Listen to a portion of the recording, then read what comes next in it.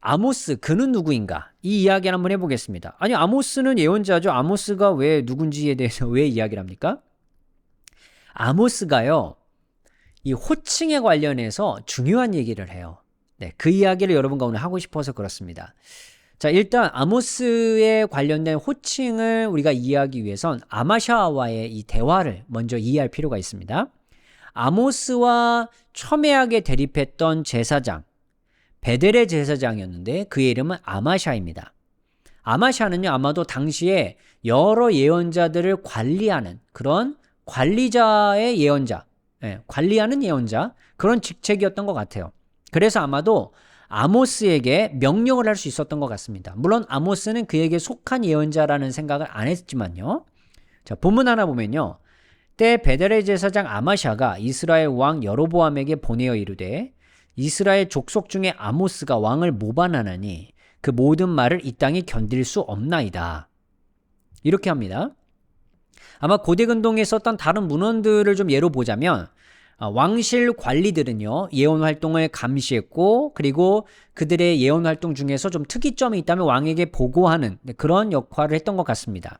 그렇다면 아마샤는요, 선지자 그룹에 있었던 어떤 그런 사람이 아니라 제사장 그룹에 있었던 것이 아닐까, 이렇게 좀 추측해 볼 수 있어요. 그러면 북이스라엘에 있었던 왕, 예언자, 제사장 간의 굉장히 복잡한 관계를 우리가 또 유추해 볼 수도 있을 것 같습니다. 그리고 아모스는요, 포로기를 연상하게 하는 어떤 단어를 통해서 뭔가 대답을 함으로 인해서 약간 또 복잡해져요. 이 말 때문에 사실 이 아마샤가 화가 난 겁니다. 아모스가 말하기를 여로보암은 칼에 죽겠고 이스라엘은 반드시 사로잡혀 그 땅에서 떠나겠나이다. 자, 언어 유희를 사용하는데요. 여기 본문을 보니까요. 히브리어 두 단어가 여기 보였죠? 갈로, 그 다음에 이글레. 자, 두 개가 같은 단어입니다. 김멜, 라메드, 해. 인데 이제 부정사, 그 다음에 익톨, 미완료죠. 형태로 사용이 됐습니다. 이럴 경우에 이 단어는 이제 강조가 되죠. 이런 의미에선. 그래서 반드시 사로잡혀. 이제 이렇게 번역을 했습니다. 자, 이 단어, 이 갈라라는 단어를 사용하면 뭔가 이제 포로기와 관련됐다라고 많은 학자들이 이야기를 해요. 어쨌든 뭔가 이제 망하는 예언을 하니까 이 아마샤 입장에서 이제 화가 날 수밖에 없었겠죠. 자, 그래서 아마샤가 이 이야기를 듣고 아모스에게 이런 말을 합니다. 아마샤가 또 아모스에게 이르되 선견자야. 자, 여기 선견자야라는 히브리어가 호제입니다. 호제. 너는 유다 땅으로 도망하여 가서 거기에서나 떡을 먹으며 거기에서나 예언해라. 자, 거기서나 떡을 먹으며 예언해라라고 말을 하니까 당시 사람들이 생각할 때 예언자는 어떤 특정 장소에 속해서 거기서 먹고 사는 그 어떤 일을 했던 사람처럼 아마샤는 생각했던 것 같아요. 하지만 아모스는 그와 좀 관련이 없던 것 같죠? 그건 이제 다른 우리가 이어지는 본문을 통해서 볼 수 있습니다. 근데 여기서 이 선견자, 호죄라는 이 의미가 무엇일까? 여러분, 이 성경에서요, 예언자, 선견자, 선지자 이렇게 번역되는 단어들이 대표적으로 3개가 있는데 그 3개의 단어의 의미를 우리가 좀 고민해 볼 필요가 있습니다. 자, 본문을 먼저 보면요. 이 단어가 좀 서로 비슷한 의미로 사용됐던 것 같아요. 이사야를 보면요.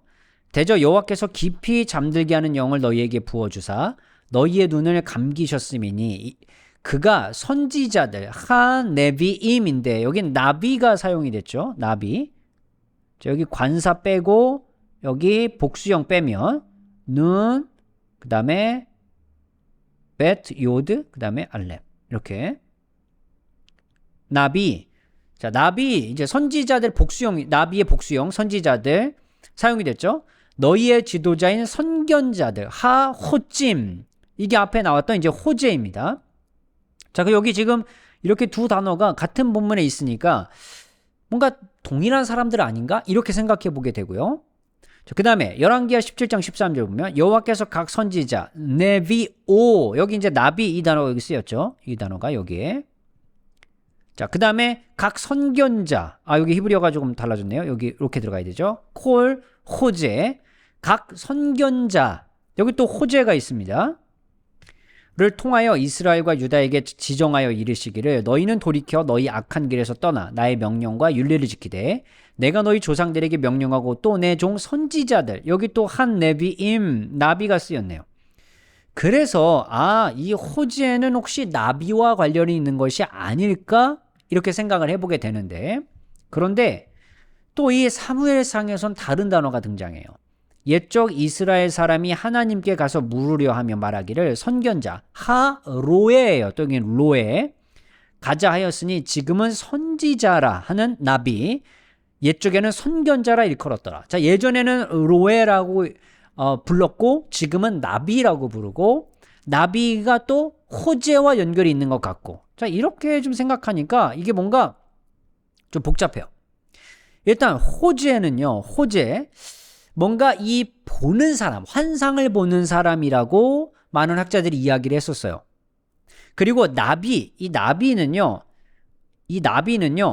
뭔가 이 왕에게 속해서 왕에게 좋은 말을 하는 사람들인가? 이렇게 좀 생각해 볼 수도 있었습니다. 근데 또 꼭 그렇게만은 볼 수는 없을 것 같기도 하고요. 자, 그래서 이 학자들 사이에서 나비, 왜냐면 이 뒤로 후대로 가면 갈수록 로에 그리고 앞에 나왔던 호재 이런 단어는 사용이 거의 안 되고 나비라는 단어만 이제 주로 사용이 되거든요. 그래서 이 나비라는 단어가 무엇일까? 학자들은 세 개의 어근에서 한번 찾아보았습니다. 아카드, 나비트에서는요, 하나님께 부름을 받은 존재이기에 수동태로 사용이 되며, 아카드에서는 주로 왕이 신에게 부름을 받았다는 의미로 사용된다. 고대 바벨론에서는요, 나바움, 인간 사회에서 신의 지목을 받아 특별한 일을 행하는 자. 히브리어 나비, 하나님의 부르심과 소명을 받아 하나님의 일을 하는 종교적이며 카리스마적인 인물을 가리킨다. 세습을 절대 허용하지 않으며 정치적으로 이용할 수 없다. 자, 그런데 그런 사람들이 지금 이 아모스 본문에서 보면 그렇게 특별한 하나님의 사람들로 나타나지 않는 것 같거든요. 그러면 이 사람들이 타락했다라고밖에 볼 수 없거나 아니면 이 용어를 다른 의미로 사용했거나. 자, 그래서 좀 복잡합니다. 자, 그래서 이 지금 아마샤도 하나님께 부름을 받았는데 타락했든 아니면 자기는 하나님과 전혀 관련 없이 자기 혼자 부름받은 자로 생각하든 모르겠습니다만 그가 이렇게 이야기해요. 다시는 베델에서 예언하지 말라. 아모스에게 이는 왕의 성소요 나라의 궁궐이다. 자, 베델이 어떤 곳입니까? 베델. 하나님을 경험하고 단을 쌓았던 곳, 야곱이요. 그리고 이 베델이라는 의미 자체가 하나님의 집이라는 뜻인데, 근데 당시 사람들은 왕의 성소, 나라의 궁궐이라고 베델을 부르고 있었습니다. 그렇다면 이건 굉장히 타락한 모습을 보여준 것이 아닐까? 우리는 좀 추측해 볼 수 있겠죠? 자, 그래서 이 아마샤가 아모스에게 남쪽으로 가서 떡이나 먹으며 예언하라. 그 자체가 거기에서 예언자로 활동하며 네 먹고 살아라 이런 의미로 생각해 본다면 당시 예언자들은 그냥 먹고 사는 일에 어느 특정 지역에 속해서 살아가는 사람들이었다라고 볼 수 있어요. 그런데 이런 아마샤의 반응에 대해서 아모스는 이렇게 대답합니다. 아모스가 아마샤에게 대답하여 이르되 나는 선지자 나비가 아니며 선지자의 아들 벤 나비도 아니라 나는 목자여 뽕나무를 재배하는 자로서 양떼를 따를 때에 여호와께서 나를 데려다가 여호와께서 내게 이르시기를 가서 내 백성 이스라엘에게 예언하라 하셨나니. 여기에서 지금 아모스는 나비가 아니라고 합니다. 선지자의 아들도 아니라고 하고, 그렇다면 분명히 아마샤 같은 사람들이 당시에 나비라고 불렸던 것 같고 아모스는 그와 상관이 없는 사람인 것처럼 보입니다. 자, 그런데 아모스가 이 말을 한 이유가 무엇일까? 자, 이 문장을 우리가 잘 생각해 봐야 돼요. 이 굉장히 의미가 많습니다. 자, 제가 제시를 해드려 볼게요. 나는 선지자가 아니면 선지자의 아들도 아니라 히브리어로 로 나비 아노키 베 로 벤 나비. 첫 번째 의견은요, 부정적인 대답, 긍정적인 선언, 현재형으로서, 부정적인 선언, 현재형으로서. 그래서 이 단어를 이렇게 번역할 수 있어요. 이 문장을요. 아니다. 나는 선지자다. 하지만 나는 선지자 그룹의 멤버는 아니다. 자, 아니다. 로 여기서 끄는 거죠. 아니다. 그 다음에 나는 선지자다. 이렇게 끄는 거죠. 나비 아노키. 그 다음에 여기 접속사 배를 그러나 나는 선지자의 멤버는 아니다. 나는 나비는 맞지만 선지자인 건 맞지만 나는 너희들에게 속해 있는 사람은 아니다. 이런 의미로 본 거죠. 아마샤가 아모스를요. 앞에서 뭐라고 불렀습니까? 호제라고 불렀죠. 호제. 이렇게 불렀잖아요. 이렇게 부른 걸 지금 아모스는 반대하는 거예요. 반대하고 나는 호제가 아니라 나는 나비다. 자, 그렇기 때문에 이 뭔가 의도가 있어요. 아마샤가 아모스를 호제라고 부른 것은 아마도 그가 남왕국 왕의 어떤 지원을 받고 있는 사람이기 때문에 그렇게 불렀던 것은 아닐까. 그리고 자기는 그렇게 이해했는데 오히려 이 아모스는 난 그렇게 왕실에 후원을 받는다고 여기는 호제가 아니라 나는 독립적인 선지자인 나비다. 이렇게 대답했다는 거예요. 그래서 이 의미는 그렇게 볼 수 있겠습니다만 이 의견에 대해서도 학자들 사이에서 논쟁이 있어요. 왜냐하면 일단 여기에 이 로라는 이 부정어를요. 여기 지금 이렇게 연결이 되어 있는데 뒤에 있는 단어와 독립적으로 쓸 수 있을까? 자, 이게 좀 문제가 된다라고 의문을 제기한 학자들도 있어요. 그리고 만약에 이 부정어로 사용하려면 로 다음에 반드시 뒤에 키가 함께 와야 된다. 이렇게 이제 보는 입장인 거죠. 자, 그렇기 때문에 이 모든 두 개의 문장을 다 이 뒤에 있는 단어를 다 부정하는 것으로 지금 이 단어를 봐야 된다는 거예요. 하지만 이거 없이도 분명 부정어로 쓸 수 있거든요. 자, 그렇기 때문에 또 다시 반론을 제기하는 사람도 있습니다. 오히려 이렇게 대답을 한 것으로 우리가 이해를 한다면 아모스는 예언을 유다에서나 해야 된다는 것과 거기에서 떡을 먹기 위해서 예언하라는 아마샤의 모든 말을 다 반대하고 아모스는 하나님의 말씀을 대언하는 예언자의 역할은 분명히 하고 있는 독립적인 예언자로서 하고 있지만 나는 너희들의 집단에 속해 있는 그런 사람들과 같지 않다. 나는 왕실에 좋은 어떤 말만 해주면서 먹고 사는 그런 예언자가 아니다. 라는 자기의 정체성을 보여주는 대답으로 볼 수 있습니다. 이렇게 번역한다면 두 번째 의미도 있어요. 긍정 강조 선언이자 더하기 부정 선언. 이건 어떻게 번역해야 되냐면 나는 확실히 예언자이지만 선지자 그룹의 멤버는 아니다. 자, 여기 이렇게 놓고 본다면 지금 이 앞에 있는 로를 부정어로 보지 않고 이걸 강조로 보는 겁니다. 강조. 그러면 자기는 나비라는 것을 훨씬 더 강조하고 그 다음에 너희들의 집단에 속해 있는 사람은 아니다라는 이 어떤 의도가 있기 때문에 이제 1번 해석과 약간 비슷하게 되죠. 하지만 이 구약성서에서 로라는 이 단어가 부정어 대신 강조형으로 사용된 예가 과연 얼마나 있을까? 여기에 좀 지지받기가 어렵기 때문에 2번의 해석은 좀 어려울 수 있어요. 오히려 이렇게 할 거라면 차라리 1번 해석으로 가는 게 좀 더 나을 수 있습니다. 자, 3번. 부정선언이자 해설적인 부정선언. 자, 어떻게 번역하냐면 나는 선지자가 아니다. 즉, 나는 선지자 그룹의 전문적인 선지자 멤버가 아니다. 자, 지금 여기 나비라는 단어가 당시에 왕실과 관련이 있는 어떤 존재들로 여겨지고 있었기 때문에 나는 그 그룹에 속해 있는 그 어떤 존재도 아니다. 그리고 어떤 그 예언자 모임에 있어야지만 나비라는 단어를 쓸 수 있을 것 같은데 그런 모든 가능성을 다 부정하는 것이죠. 네. 그러면 뭔가 자기의 정체성은 뭘까? 그러면 호제도 아니고 나비도 아니라고 한다면 아모스는 어떤 이야기를 하고 싶어 하는 것일까? 그렇게 어떤 그런 의미를 찾기에 이 3번 해석은 좀 어려울 수 있어요. 이거는 직접 직업적 예언자 그룹에 있는 예언자가 아님을 설명하기 위해서 구체적으로 표현하는 건 맞는 것 같은데 이 번역을 보면 하지만 이 나비라는 단어를 그렇게 전문적인 선지자 그룹의 멤버 이렇게 좀 보고 또 그런 의미로 보고 그럼 아모스는 자기는 어떤 사람이라고 말하고 싶은 것일까 이런 의도가 없기 때문에 약간 3번의 해석이 그럴듯하지만 조금 저는 약간 어려운 번역인 것 같아요. 좀 이게 찬성하기에는요. 4번 있어요. 수사적 질문이자 수사적 질문. 나는 선지자가 아닌가? 아는 선지자 그룹의 멤버가 아닌가? 이렇게.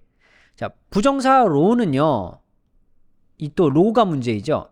원래 의문사가 있는데 그 의문사 없이 이 긍정적 주장을 하기 위해서 수사적 질문을 할 수 있다. 이런 입장에서 나온 주장이에요. 그러니까 아모스는 자기가 가진 직업 때문에 선지자로 부름받은 것을 오해할 수 있어요. 그렇지 않다는 것을 강조하기 위해서 네. 선지가 아닌가가 아니죠. 선지자가 아닌가? 자, 그러면 이게 무슨 말을 하고 싶은 걸까요? 아마샤는 자신과 같은 그룹에 아모스가 있다고 생각하지 않기 때문에 그를 호자라고 불렀고 그의 정체성에 대해서 아마샤가 의심했다고 보기 어렵기 때문에 아모스가 나비로 불리려고 이런 수사학적 의문문을 사용했을 가능성일까요? 그럼 나는 나비이지 않니? 나는 나비인가? 그래서 무슨 의도를 하고 싶은 걸까요? 만약에 이런 질문을 생각해 본다면 아모스는 나비로 불리고 싶어 했던 것 같은데 아모스가 아마샤에게 나비로서 인정을 받으려고 이런 의문문을 과연 사용할 수 있었을까? 이런 의견 때문에 좀 지지하기 어려운 부분이 좀 있습니다. 4번 해석도요. 자, 5번은요. 부정선언이자 부정선언. 나는 확실히 선지자가 아니다. 나는 확실히 선지자 그룹의 멤버가 아니다. 자, 좀 더 이걸 부가적으로 설명하면 아니다. 나는 단순한 노동자다. 너 베델의 제사장은 나의 비천한 지위를 완전히 과대평가했다. 아모스가 선지자임은요. 선지자 그룹과 같이 사람과 연결되어 어떤 제도에 얽매여 있는 것이 아니라 오직 야훼의 부름과 명령에 따른 것을 강조하는 문장이에요. 나비냐 호재이냐 이런 호칭의 문제가 아니라 누구에게 부름을 받았는가 이렇게 이제 말을 하기 위한 의도로 지금 이 말을 한 것 같아요. 이렇게 번역을 한다면. 하지만 이렇게 선언적 의미로 이 로와 관련된 문장, 이 로, 히브리어 로를 사용해서 이런 선언적 문장을 사용할 수 있는가? 그게 또 어렵기 때문에 좀 이 본문도 좀 어려울 것 같아요. 6번째. 부정선언의 부정선언. 나는 선지자가 아니었다. 나는 선지자 그룹의 멤버도 아니었다. 자, 이는 자신이 원래 농업과 관련 일을 했었고 야훼의 부름을 받았을 때는 그 직업을 떠났다. 이 번역을 지지한다면 지금은 어떤 상황인지에 대해서 구체적으로 알기가 어려워요. 또 과거형으로 번역하기 위해서 완료형으로 15절 동사의 시제를 또 뭔가 이렇게 바꿔야 되는데 시제를 바꾸는 것 같거든요. 그러니까 나는 선지자가 아니었고 그럼 지금은 선지자라는 말인가? 난 선지자 그룹의 멤버도 아니었는데 지금 선지자 그룹이란 말인가? 이게 지금 해결이 잘 안 돼요. 그래서 자기는 과거의 직업과 지금 직업이 다르다라는 어떤 의미에서는 맞겠지만 좀 어렵습니다. 6번도요. 7번. 자, 부정선언의 부정선언. 현재 나는 선지자가 아니다. 나는 선지자 그룹의 멤버가 아니다. 이 번역은 나비와 관련된 모든 호칭을 거부합니다. 아모스가 이렇게 답한 이유는 자신이 아마샤 부룹처럼 예언으로 빌어먹고 사는 사람이 아님을 강조하기 위해서입니다. 자신은 목자요 뽕나무를 재배하는 사람이기 때문에 굳이 예언으로 돈을 빌 필요가 없다라고 말하는 것 같기도 합니다. 그런데 자기가 이렇게 할 수밖에 없는 이유는 야훼께서 부르셨기 때문에. 단지 그 이유. 과거와 현재 어떤 상황을 택하든 예언자의 호칭이나 그 어떤 이유든 14, 15절에서 중요하게 여기는 건 아닌 것 같습니다. 아모스는 단지 야훼의 명령을 따르고 있을 뿐. 바로 그 이야기를 하고 싶어 하는 것 같습니다. 만약에 제가 이 7가지 번역 중에 선택을 한다면 저는 1번과 7번이 가장 그래도 이 본문의 맥락과 잘 맞는 어떤 번역이자 해석이 아닐까 생각해요. 아모스는요. 아마샤와의 어떤 차이점, 난 너와 완전히 다른 사람이다라는 걸 말하고 싶어 했고 너는 그냥 빌어먹기 위해서, 너는 먹고 살기 위해서 예언을 하지만 난 야훼의 부름을 받아서 할 뿐이다. 그래서 너희들이 생각하는 그런 예언자가 아니다. 이런 의미를 어떤 의도를 아모스는 말하고 싶어 하는 것 같거든요. 그렇기 때문에 1번과 7번 해석이 가장 좀 합리적인 해석인 것 같고, 다른 해석들은 좀 본문에서는 그렇게 해석할 수 있겠지만, 그러니까 히브리어 단어를 가지고 맥락에서 그 해석을 지지하기는 좀 어렵지 않을까 생각합니다. 어쨌든 아모스의 시대에 아모스의 이 말을 통해서 우리가 주요하게 살펴봐야 되는 것은, 아모스의 예언은 하나님께서 자기에게 주신 예언을 그대로 그냥 전하는 것이 예언자의 사명이지, 먹고 살기 위해서, 그들의 어떤 현실의 문제를 해결하기 위해서 예언을 하는 예언자가 아니었다고 하는 것을 분명하게 말해주고 있다는 점입니다. 바로 이 점이 오늘날 바로 우리 목회자들에게도 중요하게 생각해야 할 지점이라고 말씀드리고 싶습니다. 아모스의 정체성, 여러분 어떻게 생각하셨는지 여러분의 의견을 남겨주시면 감사하겠습니다. 오늘의 컨텐츠가 도움이 되셨다면 유튜브 멤버십이나 네이버 프리미엄 컨텐츠 오늘의 구약 공부를 구독하신다면 구약을 더 깊이 배우실 수 있습니다.